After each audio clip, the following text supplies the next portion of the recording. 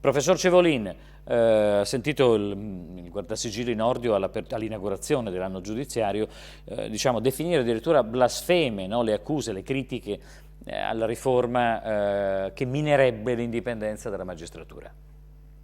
Ma l'errore è di trasportare sul piano teologico una discussione che anche nel momento formale era, andava fatta in entrambe probabilmente le posizioni con toni. Certo, Nordio è un po' fatto così, io so perché sia io sia altri miei amici che mi riferivano lo incontravano per esempio in treno occupava quattro posti intorno a sé, mandava via la gente perché lavorava, non perché, però lavorava anche in treno, però era abbastanza assertivo.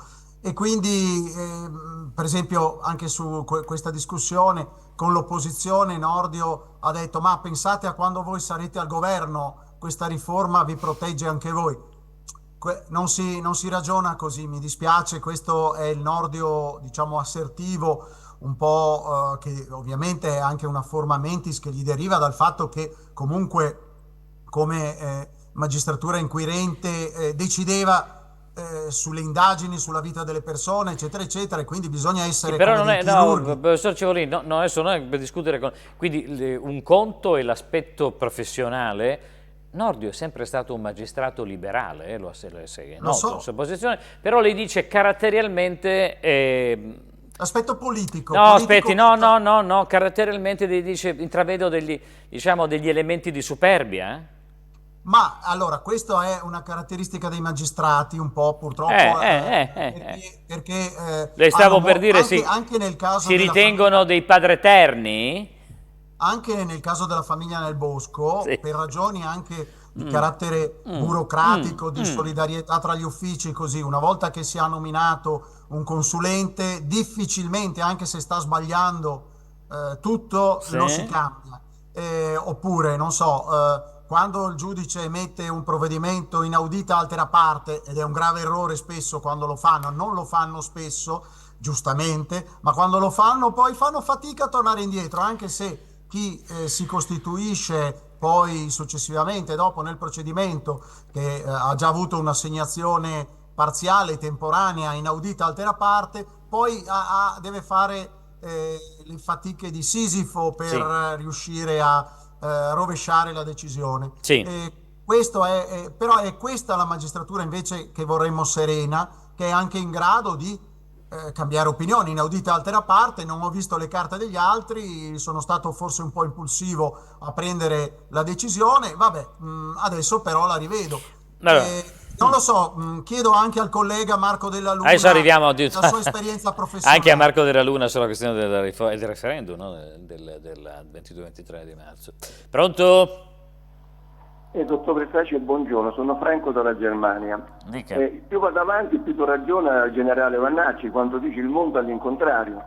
Noi vediamo gli extracomunitari che buttano giù dall'autobus l'autista perché non vogliono pagare i biglietti. Vediamo sui treni che picchiano i controllori, li buttano giù dal treno. Il mondo alla rovescio, più vado avanti, più do ragione al generale Vannacci. La ringrazio e buongiorno. Grazie. Avvocato della Luna sul referendum? Io credo che il senso generale di questa riforma sia giusto. Poi come è stata declinata, articolata, Sì. è molto discutibile. Mm. E soprattutto però va detto che non avrà l'effetto sperato, come mai hanno l'effetto sperato le riforme della giustizia. Cioè, la giustizia in Italia va molto male, molto Mm. inefficiente, Mm. molto deviata, c'è Mm. molto abuso di potere, Mm. del tipo che giustamente descriveva. Vogliamo ricordare le ricadute della riforma Cartabia? Per esempio, eh? Vogliamo ricordare le ricadute non positive della cosiddetta riforma Cartabia? Insomma, possiamo anche farlo se vogliamo. Insomma. Sì, sì, sì, ma io lo vedo nella mia professione, è una tecnica. Quando non è possibile correggere le cose, far andare bene le cose, si Eh. fanno continue riforme in modo che si rinvii sempre il momento della verifica. Mm. E perché, soprattutto in Italia, non è possibile avere una giustizia efficiente? Perché il potere è concepito nella cultura italiana come una proprietà privata personale. No, aspetti, avvocato, perché alcuni dicono, sì, vabbè, però pure gli avvocati ci lucrano sul fatto che la giustizia non funzioni. Ma non sono un potere, l'avvocato non ha potere. Se non il potere di provocare atti processuali, ma non li decide naturalmente. E poi va detto che sì, il potere sia individuale del singolo funzionario, dirigente, magistrato, che il potere della corporazione, la corporazione di questa professione, di quell'altra professione, eccetera. L'Italia è un paese di clientela, è una crony democracy, democrazia dei compari. Perciò non c'è molto spazio per la giustizia. Ci sono sacche di giustizia reale, ma nel contesto generale non potrà mai essere efficiente né giusto.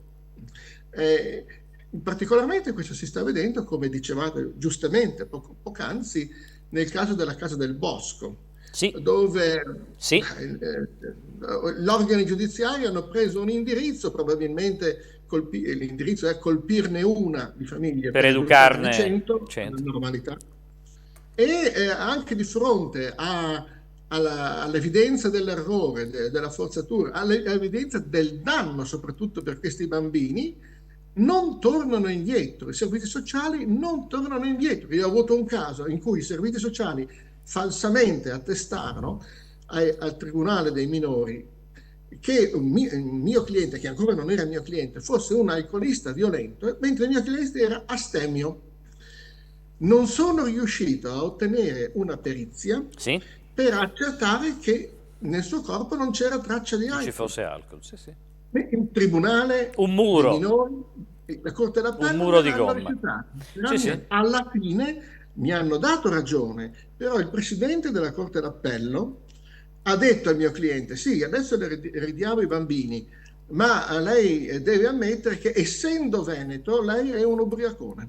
Va bene. Ed era veneto. Allora, la regia, per favore, mi prepara il numero 22 di cui avrei bisogno tra qualche istante. Il 22, per favore, grazie. Però prima volevo far vedere l'apertura, riguarda sia i due maggiori quotidiani, potremmo dire, no? Per estensione, tradizionalmente, cioè La Repubblica e il Corriere della Sera, ma sono